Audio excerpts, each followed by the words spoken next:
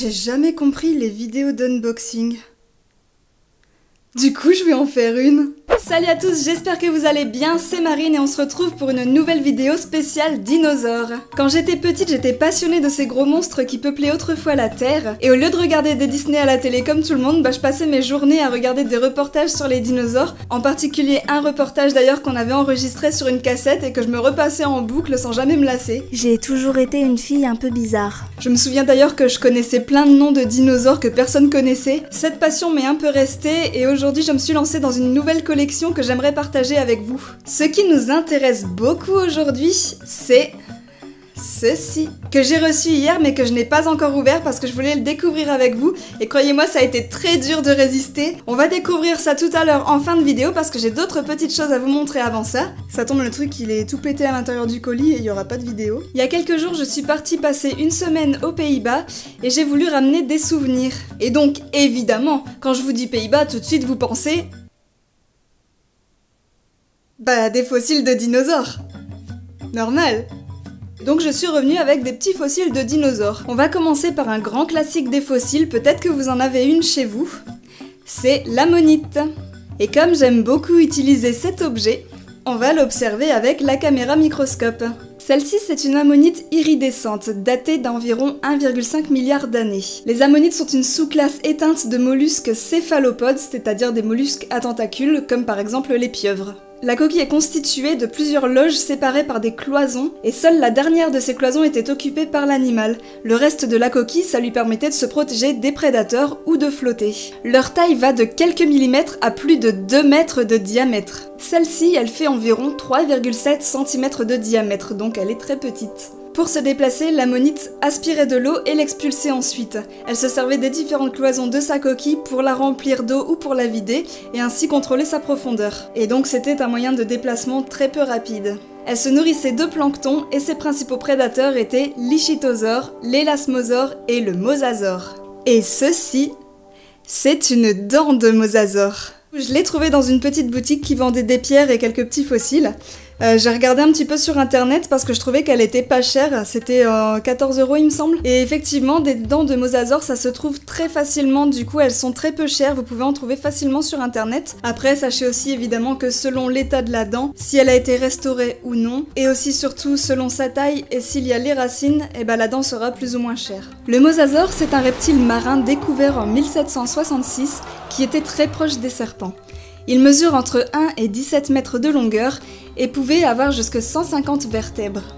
A l'origine, ce seraient des animaux terrestres qui se sont réadaptés à la vie marine, un peu comme les baleines et les dauphins, ils respiraient à l'air libre. On peut penser qu'ils sont peut-être à l'origine de la disparition de l'ichthyosaure et qu'ils ont vécu il y a environ 70 millions d'années. Le mosasaure, c'est un prédateur qui se nourrissait de tortues, de plésiosauridés, de ptérosaures, de calamars, de poissons et d'autres mosasauridés. Ils se mangeaient entre eux quoi.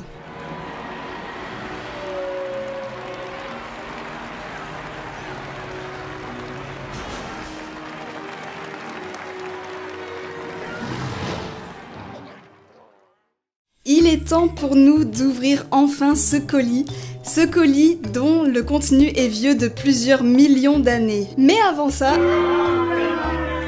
Non, vous inquiétez pas, je vais juste vous raconter l'histoire de comment ce colis est arrivé entre mes mains et surtout je vais vous dévoiler ce qu'il y a à l'intérieur. Alors une histoire très drôle et très stupide. Donc j'étais aux Pays-Bas, je m'étais acheté ma petite dent de mosasaure et mon ammonite et par curiosité j'ai voulu voir sur internet où est-ce qu'on pouvait acheter des fossiles de dinosaures. Et surtout un en particulier, un animal qui me fascine. Il s'agit du mégalodon. Le mégalodon est un requin gigantesque qui a disparu il y a environ 2 millions d'années. C'est le requin le plus grand ayant jamais existé sur Terre. Enfin, sur mer du coup. Il mesurait entre 15 et 18 mètres de long, mais certains experts pensent qu'il pouvait atteindre jusque 20 mètres, sachant que notre petit requin blanc, il fait jusque 6 mètres seulement. Donc vous imaginez à quel point c'était énorme. D'ailleurs, pour vous rendre compte un petit peu, la taille de son aileron faisait la taille d'un humain. Parlons maintenant de la force de ses mâchoires. Elle faisait jusqu'à 110 000 à 180 000 newtons. Ça correspond à environ 11 à 18 tonnes force. C'est donc la mâchoire la plus puissante de tout le règne animal. Et contrairement aux requins qui s'attaquent aux parties molles de ses proies, le mégalodon s'attaquait directement à la cage thoracique pour ainsi broyer le cœur et les poumons. Alors on pense que le mégalodon a disparu à cause du refroidissement des eaux. C'est un animal qui aimait vivre dans l'eau chaude, mais les baleines, qui font partie de ses proies favorites avec les tortues et les phoques, se sont déplacées en région polaire durant l'ère glaciaire. Et donc le mégalodon n'a pas pu suivre et il se serait éteint de cette façon. Le squelette du mégalodon est constitué de cartilage, c'est pour ça qu'on a très peu de squelettes de mégalodon retrouvés. Par contre, les dents étaient-elles très résistantes? Et il faut savoir que comme les requins, le mégalodon était capable de faire repousser les dents qu'il perdait, sachant qu'il en perdait des milliers dans sa vie. Il y a donc énormément de fossiles de dents de mégalodon qui ont été retrouvés. Comme je disais, je cherchais sur internet s'il était possible de trouver des fossiles de mégalodon. Et je suis tombée sur un site d'enchères qui s'appelle Katawiki, et j'ai vu effectivement qu'il était possible d'acheter des dents de mégalodon. Alors moi j'ai jamais acheté aux enchères, du coup je connaissais pas trop, j'ai voulu tester. Et donc j'ai misé sur 2 dents de mégalodon qui étaient estimées à environ 160 jusqu'à un petit peu plus de 200 € pour la plus chère. Donc il y a une dent où j'ai misé dans les 80 € et l'autre dans les 90, sachant qu'il restait 3 jours avant la fin de l'enchère, donc il y aurait sûrement quelqu'un d'autre qui me dépasserait, et donc je verrai un petit peu comment ça se passe. On arrive le jour de la fin de l'enchère et je suis toujours en tête pour les 2 dents. Ce qui me faisait un total de plus de 200 € pour les 2 dents si on comptait les frais de port et les frais d'enchère. Faut savoir que quand on remporte une enchère, on est obligé de payer l'objet, et donc j'étais un petit peu en panique, j'ai stressé toute la journée. Je me suis demandé de qu'est-ce que j'allais faire de 2 dents de mégalodon, et surtout de qu'est-ce que j'allais faire sans mes 200 €. Heureusement, au dernier moment, mais vraiment la dernière minute, même les dernières secondes, il y a quelqu'un qui a surenchéri pour l'une des 2 dents. Pour la deuxième dent, il me restait environ 20 minutes. Du coup, j'étais un petit peu rassurée, je me suis dit ça va être pareil, il y a quelqu'un qui va enchérir au dernier moment, et puis voilà. En plus, les dents de mégalodon, c'est recherché quand même, c'est un mégalodon quoi. Les 20 minutes c'est cool, et je reçois un petit message. Félicitations! Vous avez remporté une dent de mégalodon. Allez, on va pas faire durer le suspense plus longtemps, parce que moi j'en peux plus. On va ouvrir ce colis qui contient donc une dent de mégalodon. Allez, c'est parti, on va essayer de faire ça proprement pour pas l'abîmer.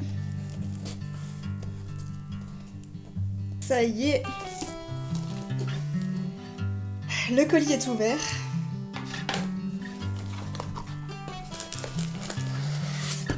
C'est léger. Attention, découverte. Dans du papier bulle. Bon déjà, elle a l'air un peu plus petite que ce que j'imaginais. 112 € Marine. Allez, c'est une dent de mégalodon, on est content. Oh, elle est cassée, non. Ça tombe, le truc il est tout pété à l'intérieur du colis et il y aura pas de vidéo. Ah merde, il y a un petit bout qui s'est... Oh, putain. Il y a un petit bout qui s'est cassé. Mais là voilà, la dent de mégalodon. 112 €.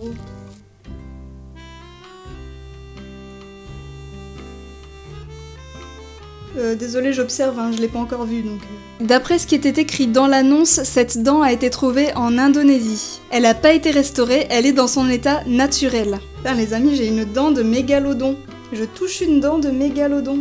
Et donc, comme pour les fossiles précédents, on va l'observer de plus près. Par contre, je vais faire un petit peu plus attention parce que du coup, elle m'a l'air bien fragile. Les amis, voici une dent de mégalodon vue au microscope. Regardez. Alors ici, c'est toutes les petites dentelures qu'on voit tout autour de la dent. Imaginez ce truc qui vous rentre dans la peau, ça pouvait faire des dégâts mais monstrueux quoi. Faut savoir que c'est des dents qui étaient faites pour briser des os. Je vais regarder la bordure entre la dent et la racine, donc j'imagine que c'est là où il y avait la gencive.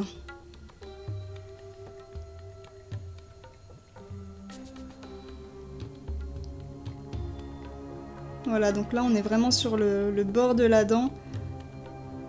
On va aller maintenant en plein milieu de la dent. Il y a plein de petites aspérités sur la dent, de la pierre je pense.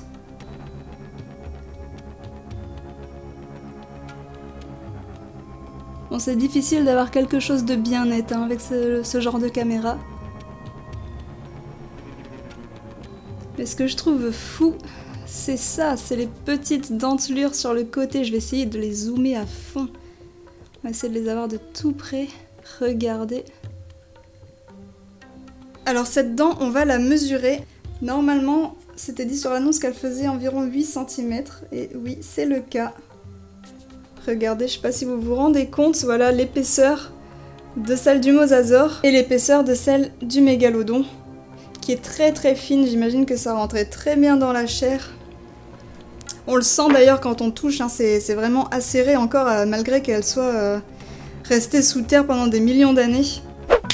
Et voilà, je vais pouvoir exposer ma nouvelle petite collection. D'ailleurs, j'aimerais beaucoup savoir, est-ce que vous faites des collections? Est-ce qu'il y en a parmi vous qui ont des collections un petit peu insolites? Ce serait bien de m'envoyer un message. Pourquoi pas un jour faire une vidéo sur vos collections à vous? N'hésitez pas à me dire, que ce soit sur Facebook ou sur Instagram en MP. Et je verrai si j'ai beaucoup de réponses, je vous demanderai peut-être des petites vidéos. En tout cas, cette vidéo touche à sa fin. J'espère qu'elle vous a plu. Merci d'avoir regardé jusqu'au bout. N'oubliez pas de lâcher un petit pouce bleu et de vous abonner à la chaîne. En attendant, portez-vous bien et on se retrouve bientôt pour une prochaine vidéo. Salut!